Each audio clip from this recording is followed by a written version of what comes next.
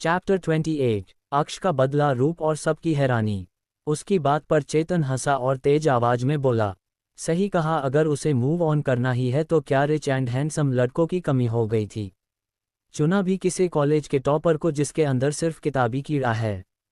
ये कहकर वो जोर जोर से हंसने लगा। उसके साथ उनके ग्रुप और बाकी स्टूडेंट भी हंसने लगे। अधिक के भाव न्यूट्रल थे, उसे जैसे किसी भी चीज़ से कोई मतलब नहीं था। वही रितिका जो उन्हें इग्नोर कर रही थी, लेकिन उन्हें अब अक्ष का मजाक उड़ाता सुनकर उसकी आंखें लाल होने लगी। सारांश और हर्षित को भी गुस्सा आ रहा था। तभी चेतन ने कुछ ऐसा कहा जिससे उनका सब्र जवाब दे गया और वो उसे मारने के लिए झपटे। रितिका, उस अक्ष में ऐसा क्या है जो तुम्हें मुझ में नहीं दिखा? अगर अधिक से मूव ऑन करना ही था तो मेरे जैसे किसी के पास आती, उस अक्ष से ज्यादा तुम्हें खुश रख। उसकी चीख सुन के लान ग्रुप के मेंबर और बाकी स्टूडेंट ने हंसना बंद कर दिया और वो शौक से सामने का नज़ारा देखने लगे। अब आगे, उसके आगे के शब्द गले में ही घूट गए और एक किक सीधा उसके प्राइवेट एरिया पर लगी। चेतन की दर्द भरी आवाज पूरे कैंपस में गूंज गई। वो घुटनों के बल रितिका के सामने बैठ गया और अपने प्राइवेट पार्ट को पकड़े चीखने लगा। सारांश और हर्षित भी उसकी चीख सुनकर अपनी जगह रुक चुके थे। उनके चेहरे पर हैरानी और खुशी दोनों झलक रही थी। रितिका जो गुस्से से चेतन को घूर रही थी, उसकी हालत देखकर उसके होठों के कोने मुड़ गए। उसने अपने सामने दीवार की तरह खड़े शख्स को देखा जो कोई और नहीं, अक्ष ही था जिसने उसे लात मारी थी। उसे अपने लिए खड़ा देखकर रितिका का दिल गर्माहट से भर गया। ऐसा नहीं था कि उसे खुद के लिए किसी की ज़रूरत है, बल्कि वो अकेली ही ऐसे कई लड़कों को सीधा कर सकती थी। लेकिन जब कोई दिल से आपको बिना कहे प्रोटेक्ट करता है तो ये फीलिंग अलग ही होती है, जो पहली बार उसे तब महसूस हुई थी जब वो बिना अंजाम की सोचे उसके साथ बिल्डिंग से कूद गया था और उसके हिस्से की गोली भी खाली थी। चेतन का दर्द, उसकी चीखें और चेहरे के उड़े रंग से पता चल रहा था कि उसे कितनी जोर से लगी थी। सभी लड़कों ने डरकर अपने पैरों के बीच के हिस्सों को कवर कर लिया था, जैसे वो दर्द उन्हें भी फील हुआ हो। सबकी नज़रें सामने खड़े शख्स को खौफ से देख रही थी, जिसका चेहरा गुस्से से भयानक लग रहा था। आंखों से मोटे फ्रेम के चश्मे गायब थे, माथे पर बाल बिखरे हुए थे और वो दमदार ऑरा उसकी असाधारण पर्सनैलिटी को छुपा नहीं पा रहा था। ये वही था जो हमेशा शांत रहता था और अपने से मतलब रखने वाला। आज उसने किसी को मारा था। पूरा कॉलेज सन्नाटे में डूब चुका था। उसने चेतन के बालों को अपनी मुट्ठी में जकड़ा और अपनी खतरनाक आवाज में बोला, तुम्हारी हिम्मत कैसे हुई मेरी डॉल के सामने अपने इस गटर जैसे मुंह को खोलने की? क्या सोचते हो कि तुम मेरी रीत की तरफ गंदी नजरों से देखोगे और बच जाओगे? आखिरी शब्द कहते हुए वो गुस्से से चिल्लाया तो सभी लड़कियां डर से 2 कदम पीछे हट गई। वही बाकी सब भी डर से कांप गए। अक्ष का चेहरा डरावना लग रहा था। लाल सुर्ख आंखें, माथे और गर्दन की उभरी नसें उसे बहुत ही खतरनाक बना रही थी। चेतन इतना डर गया उसका ये रूप देखकर कि वो दर्द से चिल्लाना ही भूल गया। लान ग्रुप के मेंबर होश में आए और जल्दी से चेतन को उठाने जाने लगे, लेकिन अधिक ने उन्हें इशारे से रोक दिया।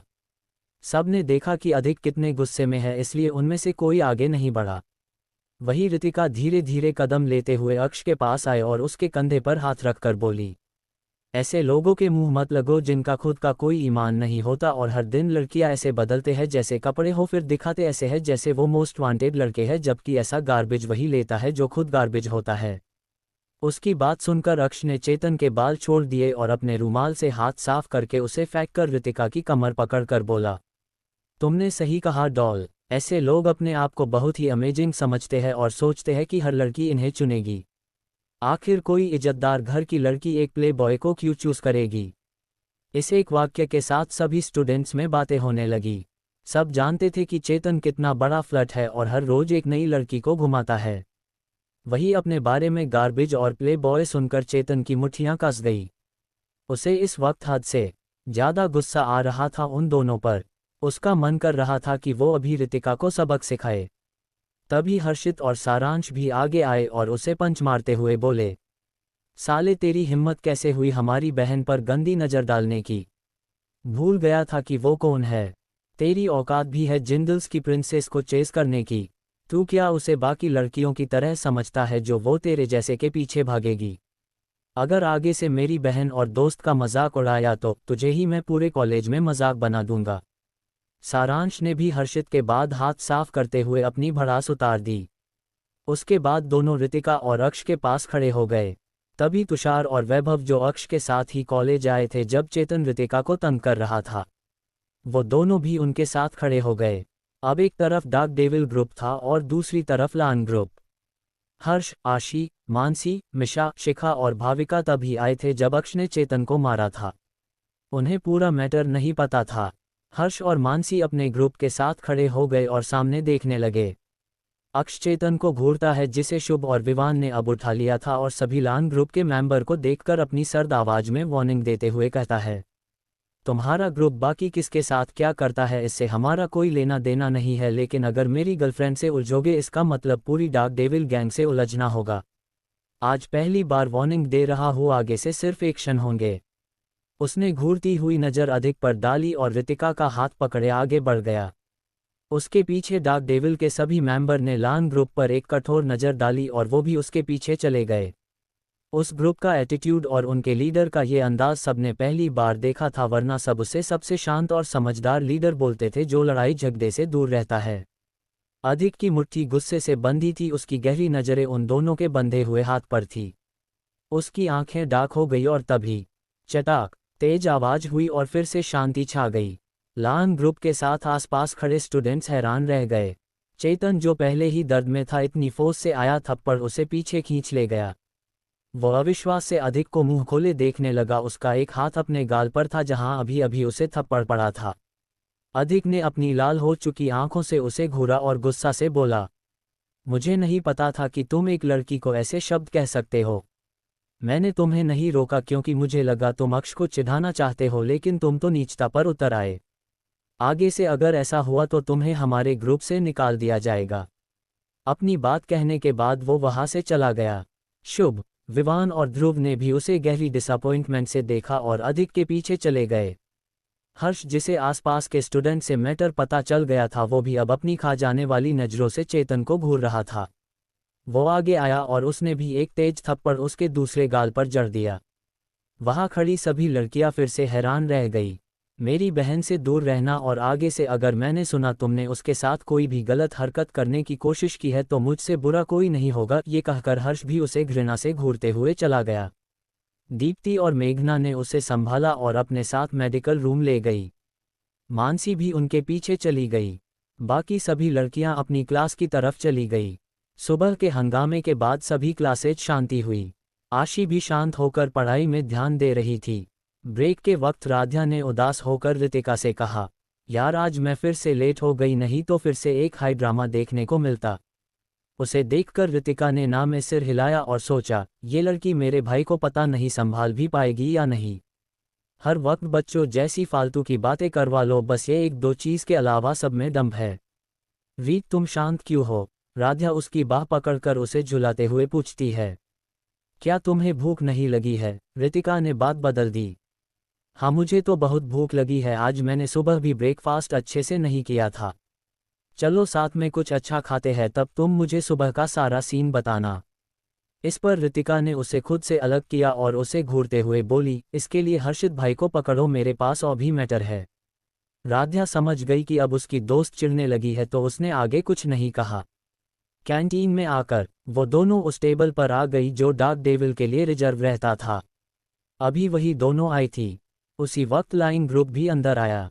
जैसे ही दीप्ति और मेघना की नज़र उस पर पड़ी तो उनकी आंखों के सामने सुबह का मंजर आ गया। उन्हें इस वक्त रितिका पर हद से ज़्यादा गुस्सा आ रहा था, लेकिन वो शांत थी। तभी डार्क डेविल ग्रुप के पांचों लड़के भी अंदर आ गए। उन्होंने लान ग्रुप को क्रॉस किया और अपनी टेबल पर आकर बैठ गए। जहां अक्ष रितिका के एक तरफ बैठ गया, वही सारांश दूसरी तरफ। हर्षित का ये देखकर मुंह बन गया, लेकिन उसने कुछ नहीं कहा। आज क्या खाओगी? अक्ष ने बिल्कुल एक केयरिंग बॉयफ्रेंड की तरह उससे पूछा। उसकी ये साइड देखकर उसके दोस्त हैरान हो गए, लेकिन ये बस कुछ सेकंड की ही थी क्योंकि उन्होंने ये कई बार देखा था, इसलिए आदत भी हो चुकी थी, लेकिन हर बार खुद को चौंकने से रोक नहीं पाते थे। रितिका ने अपने लिए डोसा ऑर्डर कर दिया तो अक्ष ने भी वही खुद के लिए मंगवाया। सारांश और हर्षित ने भी सेम ऑर्डर किया। राध्या तो तीनों लड़कों को देखकर चिढ़ गई और बोली, क्या ये कोई नया ट्रेंड है? जो मेरी प्यारी को पसंद वही मेरी पसंद।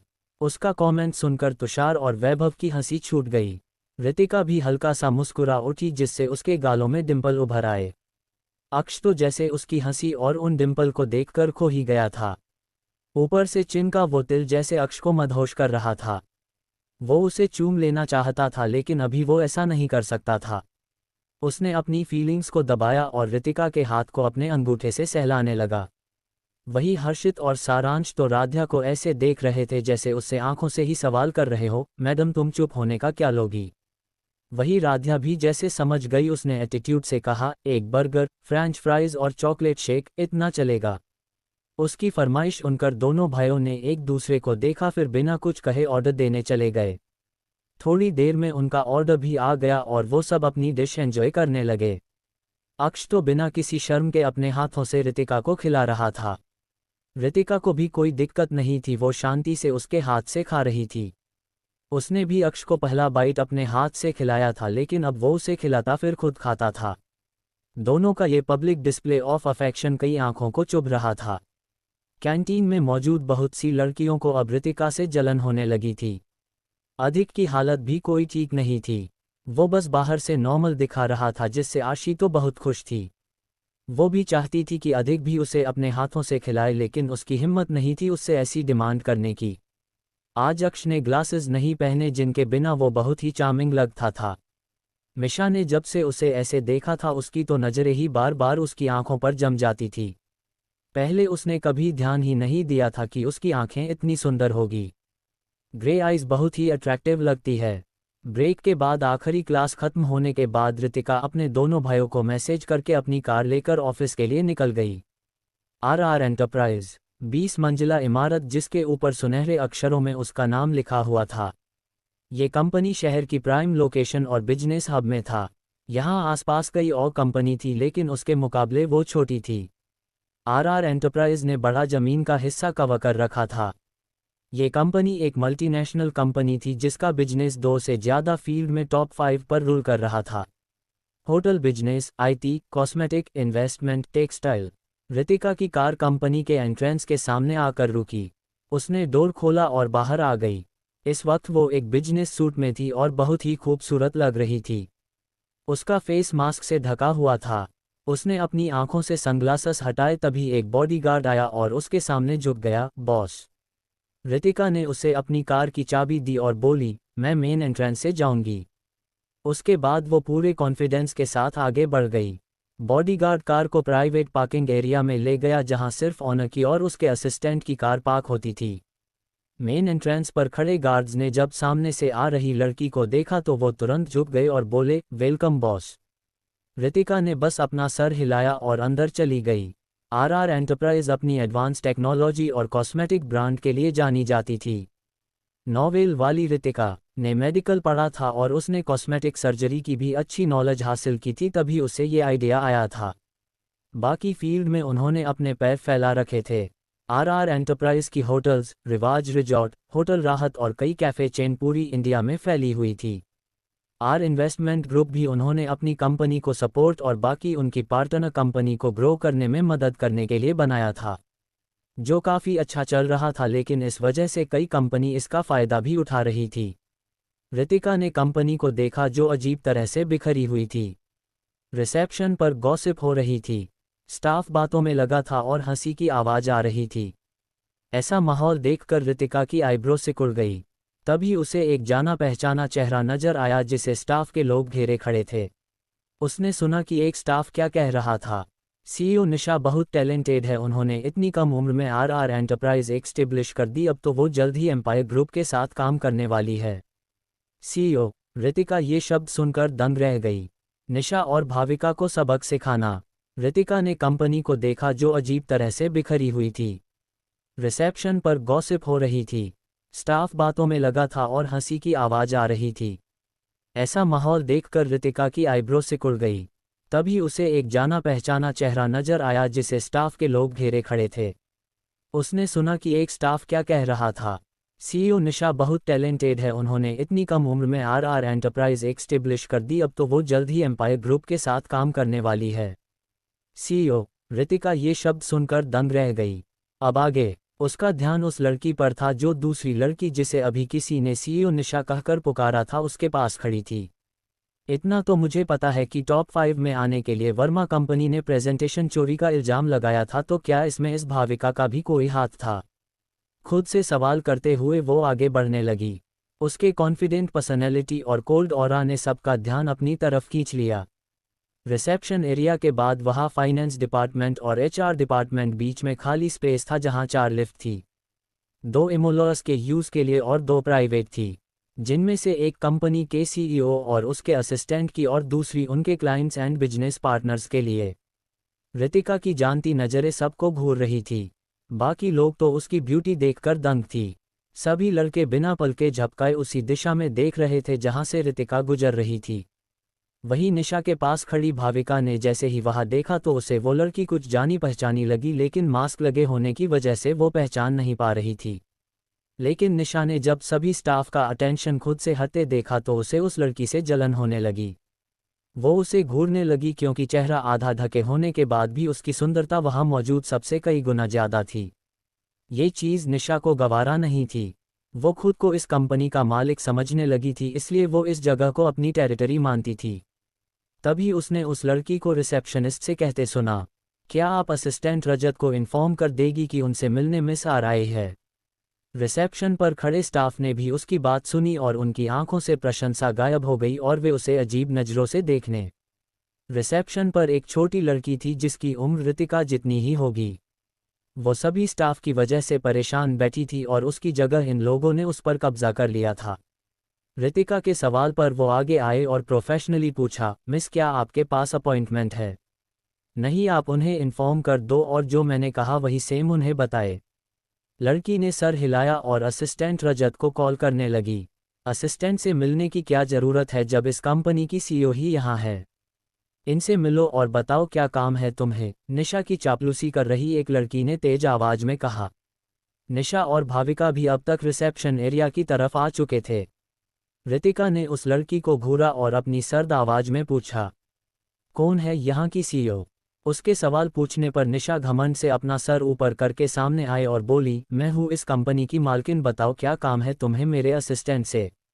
उसका जवाब सुनकर रितिका ने उसे नीचे से ऊपर देखा और स्मिर्क के साथ कहा, सच में? लेकिन तुम किसी कंपनी की सीईओ तो नहीं लगती, बल्कि मुझे तो तुम बार डांसर दिख रही हो। उसके शब्दों ने निशा के चेहरे का रंग ही उड़ा दिया। वही रिसेप्शन खड़ी लड़की की हंसी निकल गई। उसके साथ बाकी स्टाफ जो वहां मन लगाकर काम करते थे और निशा के द्वारा परेशान किए गए थे, उन्हें तो उसकी बेइज्जती होता देख अच्छा लग रहा था। निशा ने बहुत ही रिवीलिंग कपड़े पहने हुए थे। इतनी शॉर्ट रेड ड्रेस जिसमें मुश्किल से उसके थाई छुप रहे थे और चेस्ट का ऊपर का हिस्सा साफ देखा जा सकता था। ऑफिस में इतना बोल्ड लुक कौन करके आ सकता है, लेकिन वो खुद को कई महीनों से यहाँ की मालकिन बता रही थी और इस अफवाह के बावजूद कोई एक्शन नहीं लिया गया तो सबको लगने लगा कि ये कोई अमीर बाप की बिगड़ैल बेटी होगी जिसे ये कंपनी बस खेलने के लिए दे दी गई है। निशा ने देखा सब उस पर हंस रहे हैं तो उसने गुस्से से चिल्लाते हुए कहा, तुम्हारी इतनी हिम्मत कि मेरी टेरिटरी में खड़े होकर मुझे ही इंसल्ट करो? सिक्योरिटी, सिक्योरिटी, वो तेज आवाज में चिल्लाने लगी। वही भाविका शांत खड़ी रितिका को पहचानने की कोशिश कर रही थी, लेकिन वो उसका चेहरा अच्छे से देख नहीं पा रही थी। रितिका तो आराम से खड़ी अपने सामने खड़ी उस बेशर्म लड़की का ड्रामा देख रही थी जो कितनी ज़्यादा कॉन्फिडेंट लग रही थी, जैसे उसका झूठ कभी सामने ही नहीं आएगा। तभी सिक्योरिटी गार्ड्स की टीम भी आ गई। उन्हें देखकर निशा रितिका की तरफ उंगली करके चिल्लाते हुए बोली, पकड़ लो इस लड़की को और धक्के मारकर कंपनी से बाहर निकालो। लेकिन निकालने से पहले इसकी अच्छे से खातिरदारी होनी चाहिए। गार्ड्स ने सर हिलाया और तुरंत रितिका को घेर लिया। 2 गार्ड्स उसे पकड़ने आने लगे, तभी उसने अपनी सर्द आवाज में कहा, तुम लोग आरआर के गार्ड्स नहीं हो? उसकी बात सुनकर वो गार्ड्स अपनी जगह रुक गए और निशा को देखने लगे। वही ये बात सुनकर तो निशा भी घबरा गई और उसकी नज़र भाविका पर चली गई। लेकिन अगले ही पल अपनी घबराहट को छुपाते हुए गुस्से से बोली, बातें बनाना बंद करो। गार्ड्स इसे पकड़ो और सबके सामने इसे 10 थप्पड़ मारो, तब इसे समझ आएगा कि औकात से ज़्यादा बोलना कितना खतरनाक हो सकता है। रितिका की पैनी नज़र निशा के एक्सप्रेशन पर ही थी और उसने उसे घबराकर भाविका को देखते हुए देख लिया था। इसका मतलब मेरा शक सही था, ये भाविका का ही दिमाग है इस निशा को सीईओ बनाकर लाना। आखिर ये करना क्या चाहते हैं? वो क्यूरियस तो थी, तभी उसे एकदम से याद आया, कहीं ये निशा को सबकी नज़रों में सीईओ बनाकर मेरे असिस्टेंट के एब्सेंस में मेरे केबिन में तो नहीं जाती। ये ख्याल आते ही वो सब समझ गई। पुरानी वाली रितिका का केबिन लॉक्ड रहता था, उसमें सिर्फ असिस्टेंट ही जा सकता था क्योंकि उसके पास ही की थी। लेकिन जब उसने कंपनी आना ही छोड़ दिया तो किसे पता चलता है कौन आता है और कौन नहीं। अब तक गार्ड्स रितिका को पकड़ने के लिए आगे बढ़ गए थे, लेकिन वो हाथ लगाते उससे पहले ही उसने उन्हें अपने दोनों हाथ से थप्पड़ जड़ दिया और गुस्से से चिल्लाए, इवान। उसके पुकारते ही एक साया तेजी से आया और उसने चारों गार्ड्स को दूर हटा दिया। पूरा स्टाफ दंग रह गया। उसी वक्त एक के बाद एक हथियार बंद गार्ड्स आगे आए और रितिका के आगे झुक गए। बॉस, उनके बॉस कहते ही स्टाफ होश में आया, तभी उनकी नज़र उनके ब्रोच पर गई। ये तो हमारी कंपनी की सीईओ की पर्सनल सिक्योरिटी टीम है, एक स्टाफ ने हैरानी से कहा। वो एक बहुत पुराना एम्प्लॉय था और उसने एक बार इस टीम को देखा था, लेकिन वो सीईओ को नहीं देख पाया था। वो उस ब्रोच पर बने आर का डिज़ाइन पहचानने में गलती नहीं कर सकता था। कहा जाता था कि उनकी सीईओ के पास भले ही कोई सिक्योरिटी कंपनी नहीं थी, लेकिन एक बड़ा ट्रेनिंग बेस था जहां से उनकी प्राइवेट टीम को सिलेक्ट किया गया था। इतने सारे गार्ड्स को देखकर निशा और भाविका डर गई। उनके चपचे और चमचिया भी डरकर पीछे हो गए। चारों सिक्योरिटी गार्ड्स को ब्लैक यूनिफॉर्म पहने बॉडीगार्ड्स ने पकड़ लिया था। एक लड़का जिसकी हाइट नॉर्मल से ज़्यादा थी और बॉडी एकदम किसी बिल्डर की तरह, ब्लैक ब्लेजर और कानों में ब्लूटूथ लगाए, वो बेहद हैंडसम लग रहा था। उसने रितिका के आगे झुककर कहा, बॉस क्या ऑर्डर है? गार्ड्स को लेकर जाओ और पूछताछ करो कि इन्हें किसने हायर किया है और ये मेरी कंपनी में क्या कर रहे हैं। मेरी कंपनी कहते ही पूरा स्टाफ सदमे में चला गया। निशा को गुस्सा आने लगा और वो सब कुछ भूलकर फिर से चिल्लाई, क्या बकवास कर रही हो? मैं यहाँ की मालकिन हूँ। अब तुम यहाँ अपने भाड़े के गुंडे बुलाकर मेरी प्रॉपर्टी पर कब्जा करना चाहती हो? रितिका ने उसे बिल्कुल भाव नहीं दिया, बस 3 शब्द बोली, इवान। पुलिस बुलाओ। वो शख्स जो उसके ऑर्डर का वेट कर रहा था, उसने तुरंत पुलिस से कांटेक्ट किया। वही पुलिस का नाम सुनकर अब भाविका घबराने लगी थी। उसे कुछ गलत होने का एहसास होने लगा। वो समझ गई कि अगर ज़्यादा बात बढ़ी तो प्रॉब्लम हो जाएगी, इसलिए उसने निशा को कोहनी मारी जो खुद भी पुलिस के नाम से घबरा रही थी।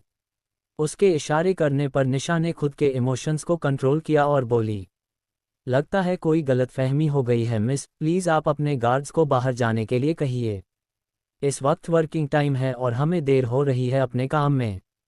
उसे इतना शांत देखकर रितिका ने तिरछी निगाहों से उसे देखा और भाविका को घूरते हुए बोली, अपने असिस्टेंट को बुलाओ, जब सीईओ मैडम यहाँ है तो वो कहाँ घूम रहा है? उसके इस सवाल पर निशा के माथे से पसीना बहने लगा। उसे समझ नहीं आ रहा था कि अब इन सब से कैसे बचे। तभी भाविका निशा से बोली, ये तुम्हारा प्रोफेशनल मैटर है, मैं चलती हूँ, बहुत लेट हो चुका है। अपनी बात कहकर बिना निशा का जवाब सुने वो वहाँ से जाने लगी। रुको, तुम कहाँ चली? रितिका उसे इतनी आसानी से जाने नहीं देने वाली थी। उसने अपने 2 गार्ड्स को देखा और बोली, इसे और इसकी दोस्त की कुछ खातिरदारी करो जब तक पुलिस आ जाएगी। दोनों बॉडीगार्ड्स को जैसे ही ऑर्डर मिला वो फुर्ती से दोनों लड़कियों के आमने आ गए। एक ने निशा के गालों पर थप्पड़ों की बौछार कर दी और दूसरा भाविका को मारने लगा। आह! निशा और भाविका की चीख पूरे फ्लो पर गूंजने लगी। जो स्टाफ उनकी चापलूसी करता था वो डर गया और बाकी का स्टाफ जिसे परेशान किया गया था वो उन दोनों लड़कियों का हाल देखकर बहुत खुश थे। सबसे ज़्यादा खुशी रिसेप्शन पर बैठने वाली लड़की को हो रही थी जिसे सबसे ज़्यादा bully किया गया था।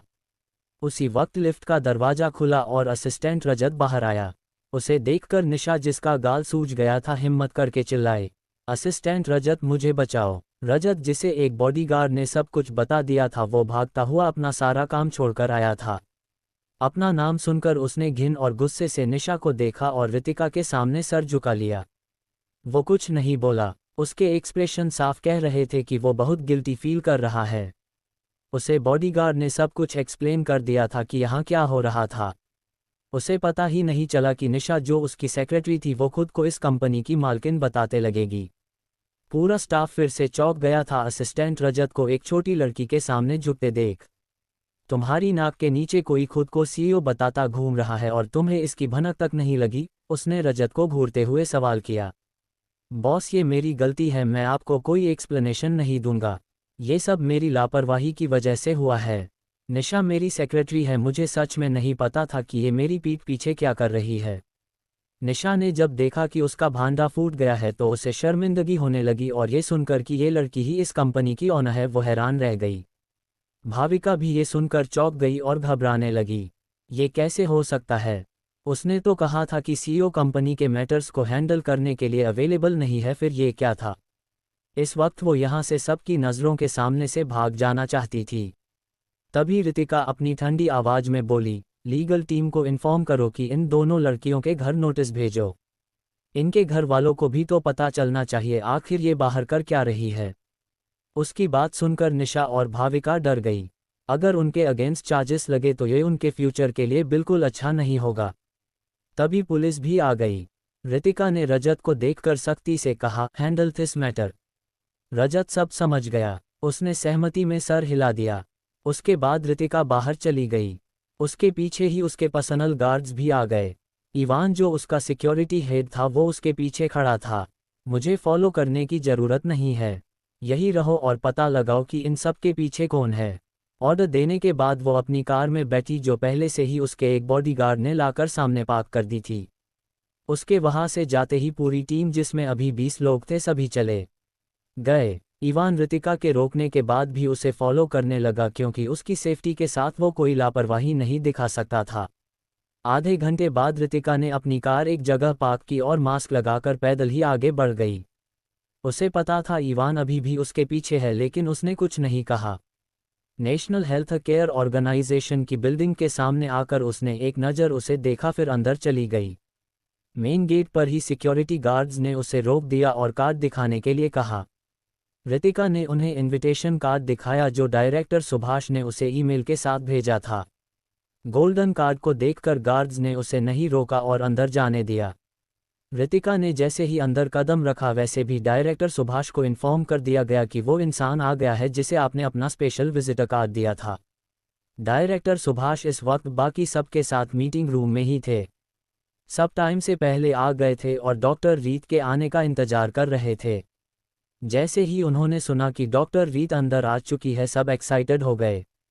सबसे ज़्यादा प्रोफेसर सुदर्शन खुश और उत्साहित लग रहे थे। तभी डायरेक्टर का असिस्टेंट आगे आया और उसने लैपटॉप पर एक सीसीटीवी फुटेज खोल दी जिसमें कोई और नहीं रितिका सबको नजर आ रही थी। ये तो एक छोटी बच्ची लग रही है, डॉक्टर विशेष ने हैरान होकर कहा। बाकी डॉक्टर भी डायरेक्टर सुभाष के पीछे खड़े हो गए और वीडियो देखने लगे। डॉक्टर विशेष की बात पर प्रोफेसर सुदर्शन चिढ़कर बोले, तो क्या तुम उसे बुरा समझ रहे थे? उनकी बात सुनकर डॉक्टर विशेष ने उन्हें हैरानी से देखा और सोचा, ये बुरा आदमी तो ऐसे प्रोटेक्टिव हो रहा है जैसे ये इसकी खुद की पोती हो। उन्होंने अपना सर झटका और स्क्रीन को देखने लगे। रितिका ने इस वक्त वाइट शर्ट और नीचे फॉर्मल पैंट पहना हुआ था। उसने अपना ब्लेजर कार में ही छोड़ दिया था। उसकी कॉन्फिडेंट वॉक और कोल्ड एक्सप्रेशन उसकी पर्सनैलिटी को स्ट्रॉन्ग और पावरफुल दिखा रहे थे। डायरेक्टर सुभाष के पीछे खड़े उनके असिस्टेंट जीवन ने कहा, सर ये लड़की तो डॉक्टर से ज़्यादा मुझे एक फाइटर वाली फीलिंग दे रही है। बाकी सब भी उसकी बात से सहमत दिख रहे थे, लेकिन किसी ने प्रोफेसर सुदर्शन की आंखों के एक्सप्रेशन नहीं देखे। उनकी चमक देखने लायक थी, उन्हें ऐसा लग रहा था जैसे उन्होंने असली का कोहिनूर ढूंढ लिया है। डायरेक्टर सुभाष, अब समय आ गया है हमारे प्लेन को अंजाम देने का। उनकी बात पर डायरेक्टर ने सर हिलाया और जीवन को इशारा कर दिया। वो सर हाँ में हिलाकर वहां से चला गया। वही लॉबी में रितिका उस फ्लोर पर आ चुकी थी जहां डायरेक्टर का केबिन और मीटिंग रूम था। साथ ही ये सेक्शन वीवीआईपी पेशेंट्स के लिए भी था। वो लिफ्ट से निकलकर आगे बढ़ गई। उसके साथ एक हॉस्पिटल स्टाफ था जो उसे गाइड कर रहा था। एक वार्ड से गुजरते हुए उसने घबराहट से चिल्लाने की आवाज़ सुनी, डॉक्टर मेरे दादाजी को क्या हो रहा है? आपने तो कहा था सर्जरी सक्सेसफुल रही है, फिर उन्हें इतनी तकलीफ क्यों हो रही है? उसके बाद डॉक्टर की आवाज़ आई, सर मैंने पहले ही कहा था कि एक सर्जरी से कुछ नहीं होने वाला है। आपके दादाजी को कई बीमारियां हैं, ऊपर से उनकी एज भी ज़्यादा है। हमने ट्यूमर निकाल दिया था लेकिन लगता है कि जगह दूसरी जगह भी फैल गया है।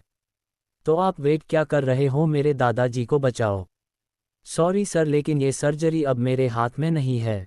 आप डॉक्टर विशेष से भी कंसल्ट कर लीजिए, लेकिन मेरा अगर इनकी दोबारा सर्जरी भी हुई तो हम इन्हें शायद बचा ना लाए।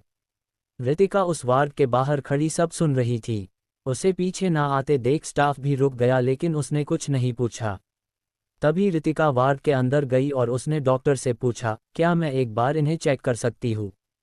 किसी छोटी लड़की को ऐसे ही बिना परमिशन के किसी प्राइवेट वार्ड में अंदर गुस्सा आता देख वो लड़का जो अपने दादाजी की हेल्थ के लिए परेशान था उसे गुस्सा आने लगा। डॉक्टर को भी रितिका की बात अच्छी नहीं लगी। उसने बेरुखी से कहा, बच्ची ये कोई पार्क नहीं है जहां तुम घूम सकती हो और मेरे पेशेंट को परेशान मत करो, बाहर जाओ यहाँ से। उसकी रुड टोन से रितिका को कोई फर्क नहीं पड़ा। उसने उन्हें नज़रअंदाज किया और बेड पर लेटे बुजुर्ग के पास आकर उनकी नब्ज महसूस करने लगी। हे दूर रहो मेरे दादाजी को, अगर उन्हें कुछ हुआ ना तो मैं तुम्हें छोड़ूंगा नहीं, लड़का चिल्लाया और रितिका को पकड़ने के लिए आगे आया, पर तभी कुछ ऐसा हुआ कि उसके कदम अपने आप सदमे से वहीं थम गए। रितिका ने बचाई जान और अक्ष का आना। रितिका उस वार्ड के बाहर खड़ी सब सुन रही थी। उसे पीछे ना आते देख स्टाफ भी रुक गया, लेकिन उसने कुछ नहीं पूछा। तभी रितिका वार्ड के अंदर गई और उसने डॉक्टर से पूछा, क्या मैं एक बार इन्हें चेक कर सकती हूँ? किसी छोटी लड़की को ऐसे ही बिना परमिशन के किसी प्राइवेट वार्ड में अंदर गुस्सा आता देख वो लड़का जो अपने दादाजी की हेल्थ के लिए परेशान था उसे गुस्सा आने लगा। डॉक्टर को भी रितिका की बात अच्छी नहीं लगी। उसने बेरुखी से कहा, बच्ची ये कोई पार्क नहीं है जहां तुम घूम सकती हो और मेरे पेशेंट को परेशान मत करो, बाहर जाओ यहाँ से। उसकी रुड टोन से रितिका को कोई फर्क नहीं पड़ा। उसने उन्हें नज़रअंदाज किया और बेड पर लेटे बुजुर्ग के पास आकर उनकी नब्ज महसूस करने लगी। हे दूर रहो मेरे दादाजी से, अगर उन्हें कुछ हुआ ना तो मैं तुम्हें छोड़ूंगा नहीं, लड़का चिल्लाया और रितिका को पकड़ने के लिए आगे आया, पर तभी कुछ ऐसा हुआ कि उसके कदम अपने आप सदमे से वहीं थम गए। अब आगे बेड पर लेटे उसके दादाजी गहरी गहरी सांसें ले रहे थे, जैसे वो एक एक सांस के लिए संघर्ष कर रहे हो। मशीन से भी तेज आवाज आने लगी थी, उनकी हार्ट बीट रुकने लगी थी। ये देखकर वो लड़का डर गया और रितिका के बारे में भूलकर डॉक्टर से चिल्लाकर बोला, मेरे दादाजी को चेक करो, आखिर उन्हें क्या हो रहा है। डॉक्टर भी जल्दी से होश में आकर पेशेंट के पास जाता है और उन्हें चेक करने लगता है, लेकिन उसे कुछ समझ नहीं आता कि आखिर हो क्या रहा है। वहीं मीटिंग रूम से ये नज़ारा देख रहे सभी डॉक्टर परेशान हो जाते हैं। डॉक्टर विशेष डायरेक्टर से परेशान होकर कहते हैं, सर डॉक्टर रीत को तो आगे वाले वार्ड में जाना था, लेकिन ये तो मिस्टर ओल्ड अग्रवाल के वार्ड में चली गई। उनकी हालत बहुत क्रिटिकल है और बचने के चांसेस भी सिर्फ 10% है। अगर इन्होंने कुछ भी किया तो सारा दोष इनके ऊपर आ सकता है और फिर इनका मेडिकल करियर शुरू होने से पहले ही खत्म हो जाएगा। बाकी सबको भी उनकी बात सही लगती है। डायरेक्टर कहते हैं, ठीक है चलो, हमें डॉक्टर रीत को रोकना ही होगा और मिस्टर ओल्ड अग्रवाल को भी बचाना होगा, नहीं तो बहुत प्रॉब्लम हो जाएगी। उसके बाद सभी उस वार्ड की तरफ भागे। वही वीवीआईपी वार्ड में रितिका की आंखें अभी भी बंद थी और वो उनकी नब्ज को रीड कर रही थी। जैसे ही डॉक्टर ने कहा कि अब मेरे हाथ में कुछ नहीं है, उद्धरण चिन्ह, वैसे ही रितिका ने अपनी आंखें खोली और गंभीर आवाज में बोली, सर्जरी करने के बाद भी आपको ये पता नहीं चला कि पेशेंट को इंटरनल इंजरी हुई है और उनके सीने में अक्सर दर्द रहता है। उसकी बात सुनकर डॉक्टर तो गुस्सा हो गया और बोला, मिस आप मुझे बताने वाली कौन होती है? देखिए ये एक क्रिटिकल केस है और आप इस तरह एक्टिंग कर रही है जैसे उनकी पल्स रीड करके आपको सब पता चल गया हो। अपनी एक्टिंग कहीं और दिखाओ और निकलो यहाँ से, नहीं तो तुम्हारी बकवास की वजह से मेरे पेशेंट को कुछ हुआ तो तुम्हारे लिए अच्छा नहीं होगा। रितिका ने उस डॉक्टर को ऐसे देखा जैसे कोई बेवकूफ़ हो और बिना कुछ कहे वहाँ टेबल पर रखी टूल्स ट्रे से उसने एक छोटा का नाइफ उठाया और किसी के कुछ समझने से पहले ही उस बुजुर्ग के सीने पर एक कट लगा दिया। ये देखकर डॉक्टर और वो लड़का जो हैरान था चिल्ला पड़े और उसे पकड़ने के लिए दौड़े। वही रितिका ने उन्हें इग्नोर किया और अपना काम जारी रखा। डॉक्टर उसे हाथ लगाने ही वाला था कि तभी पीछे से आवाज आई, डॉक्टर अवस्थी पीछे हटो। डॉक्टर अवस्थी जो कि टॉप सर्जन में माने जाते थे, जब उन्होंने जानी पहचानी आवाज सुनी तो मुड़कर देखा तो वहाँ डायरेक्टर के साथ प्रोफेसर सुदर्शन और बाकी वर्ल्ड क्लास डॉक्टर खड़े थे। डायरेक्टर आप देख रहे हैं ये लकड़ी बिना किसी लाइसेंस और स्किल के किसी की जाना से खेल रही है। वो लड़का भी सबको एक साथ देखकर चौंक जाता है, लेकिन उसने रितिका का हाथ पकड़ लिया था और उसे जोर से दूसरी तरफ धक्का दे दिया। दूर हटो मेरे दादाजी से, तुम एक मर्द हो। अगर मेरे दादाजी को कुछ हुआ तो मेरी फैमिली तुम्हें जिंदा नहीं छोड़ेगी। उसके धक्का देने से पहले ही रितिका अपना काम कर चुकी थी। उसे कुछ सेकंड ही लगे थे और उसने उनके सीने में फंसा हड्डी का टुकड़ा निकाल लिया था जो उस लड़के के धक्का देने से नीचे गिर गया और सीधे डॉक्टर्स की टीम के पैरों के पास गिरा। रितिका ने खुद को गिरने से संभाल लिया था। उसने तीखी नज़रों से उस लड़के को घूरा और बोली, अगर ये किसी की जान का सवाल नहीं होता तो तुम्हें लगता मैं किसी ऐसे को बचाऊंगी जिसे मैं एक फ्रॉड लगती हूँ। तभी उसने डॉक्टर अवस्थी को देखा और बोली, now he is out of danger, जल्दी से उनका कट फिक्स कर दो वरना इन्फेक्शन हो जाएगा। डॉक्टर और लड़के ने जब उसकी बात सुनी तभी उनकी नज़र उस कट पर गई जो बहुत ही छोटा था, बिल्कुल आधी उंगली जितना।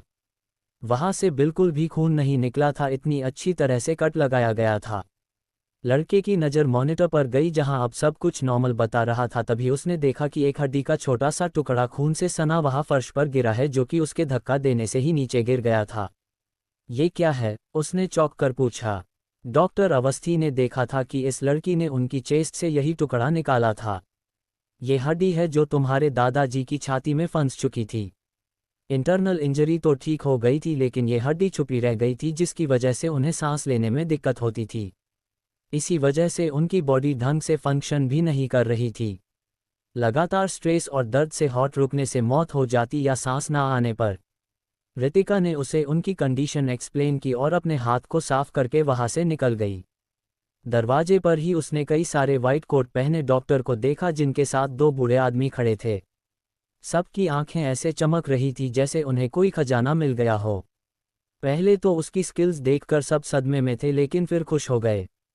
बच्ची, मैं हूँ तुम्हारा दादाजी प्रोफेसर एंड डॉक्टर सुदर्शन, लेकिन तुम मुझे दादाजी ही बुलाना।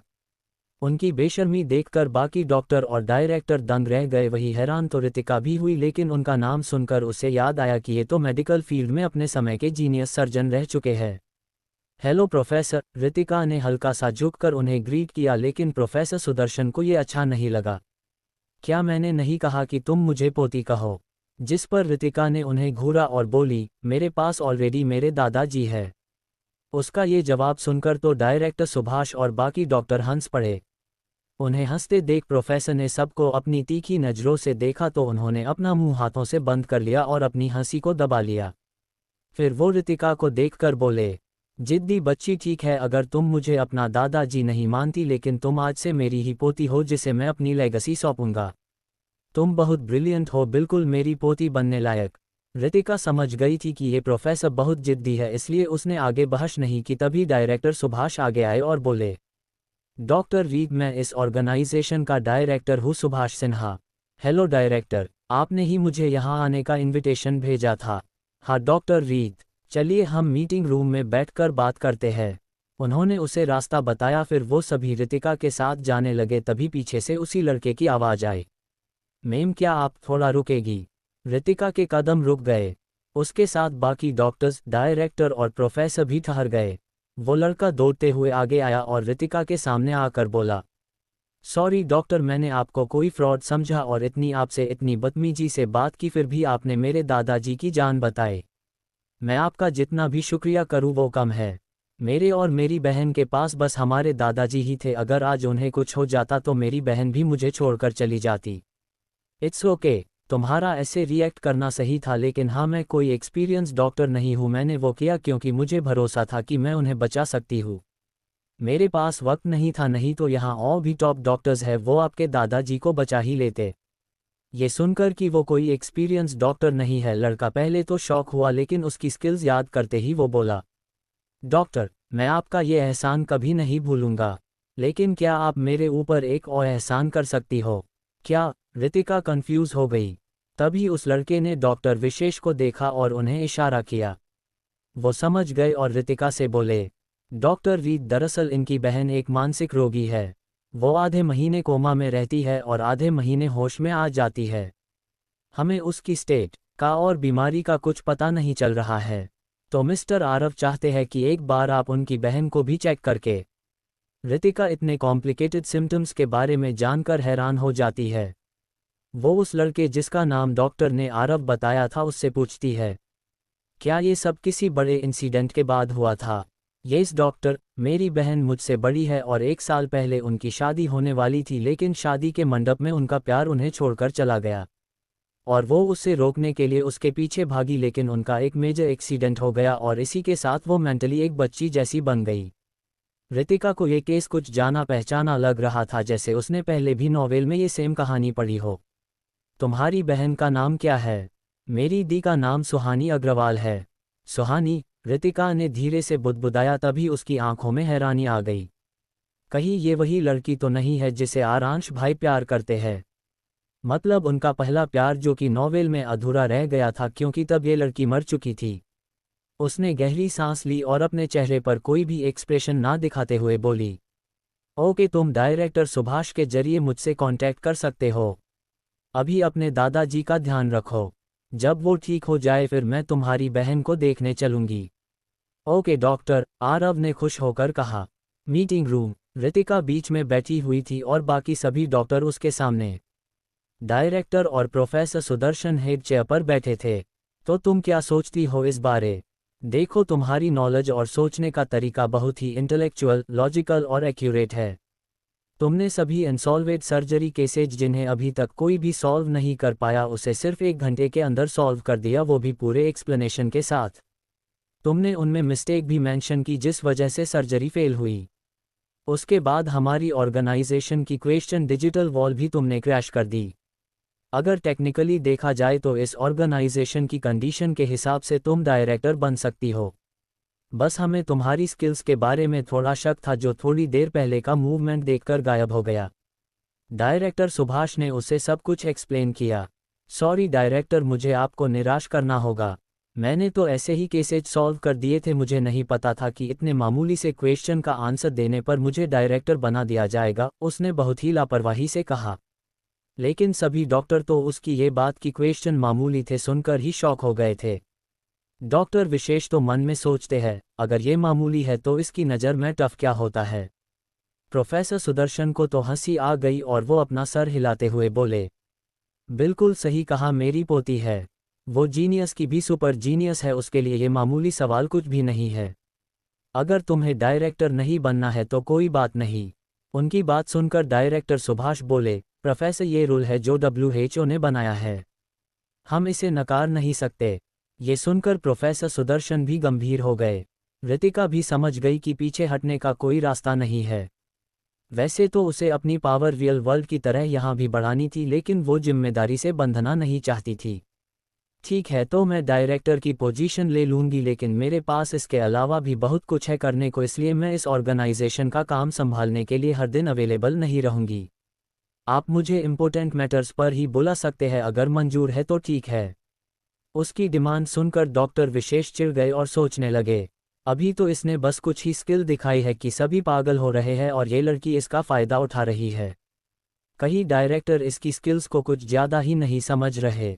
लेकिन वो कुछ कहते उससे पहले ही प्रोफेसर सुदर्शन डायरेक्टर सुभाष को देखकर बोले, मेरी पोती को तब तक तंग नहीं किया जाएगा जब तक बात बहुत ही ज़्यादा ज़रूरी नहीं हो।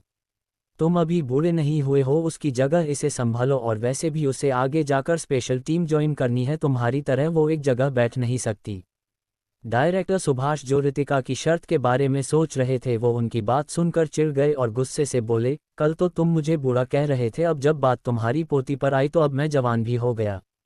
हाँ तो खुश हो जाओ, मैंने तुम्हारी तारीफ ही की है। ये सुनकर तो डायरेक्टर और भी चिढ़ गए। रितिका उन्हें देख रही थी कि कैसे ये बच्चों की तरह लड़ रहे हैं।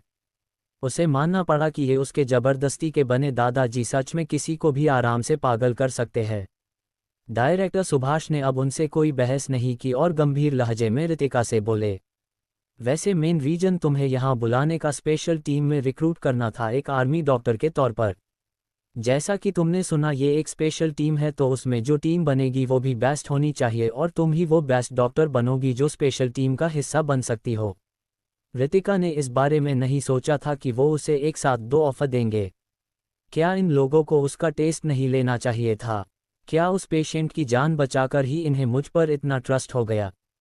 डॉक्टर रीत, तो आपने क्या सोचा है? डायरेक्टर ने फिर से सवाल किया तो इस पर वो बोली, मैं इसका जवाब आपको सोचने के बाद दूंगी। मुझे पता नहीं था कि यहाँ आकर मुझे इतने बड़े ऑफर मिलेंगे। अब मैंने आपकी एक बात को मान ली है, दूसरी के लिए मुझे थोड़ा सोचना होगा। उसका जवाब सुनकर सभी डॉक्टर एक दूसरे को अजीब नज़रों से देखने लगे। वो यही सोच रहे थे कि इसने बात मानी है कि उनके डायरेक्टर ने। ठीक है डॉक्टर रीत, हम आपके जवाब का इंतजार करेंगे, डायरेक्टर ने कहा और उसे बाहर तक छोड़ने आए। उनके साथ प्रोफेसर सुदर्शन भी चले गए। मीटिंग रूम में अब डॉक्टर विशेष और उनके साथी डॉक्टर रह गए थे। एक डॉक्टर चिढ़कर बोला, माना इस लड़की में कुछ स्किल्स है लेकिन इतनी जल्दी उसे स्पेशल टीम के लिए सिलेक्ट करने का क्यों सोच लिया? जबकि इस टीम में यंगस्टर में सबसे बेस्ट को जाना था और इसके लिए तो डॉक्टर अहाना को पहले ही सिलेक्ट कर लिया गया था ना। फाइनल सिलेक्शन नहीं हुआ है इसलिए ऐसी बातें करना बंद करो, डॉक्टर विशेष ने उस डॉक्टर को घूरते हुए कहा और वहां से चले गए। माना उन्हें डॉक्टर रीत का एटीट्यूड थोड़ा ज़्यादा लगा लेकिन वो ये भी झूठला नहीं सकते कि उसकी स्किल्स और हेल्थ एनालाइज करने के टैलेंट को डॉक्टर अहाना क्या वो खुद ऐसा नहीं कर सकते। वही बाहर आने के बाद रितिका ने उन्हें ज़बरदस्ती अंदर भेजा और खुद बाहर आकर अपनी कार की तरफ बढ़ने लगी लेकिन जब वो वहां पहुंची तो उसने एक जाने पहचाने शख्स को खड़ा पाया। अक्ष। उसके पुकारते ही अक्ष घुमा और रितिका को देखकर उसके पास आया और उसे अपने गले से लगाकर बोला, मैंने जब तुम्हारी कार यहाँ खड़ी देखी और तुम नहीं मिली तो मुझे बहुत घबराहट होने लगी थी। कहाँ थी तुम? ये एरिया तो गवर्नमेंट के अंदर आते हैं, यहाँ कोई ऐसे ही नहीं घूम सकता। अब क्या जवाब देगी रितिका? क्या अक्ष जान जाएगा उसका ये राज?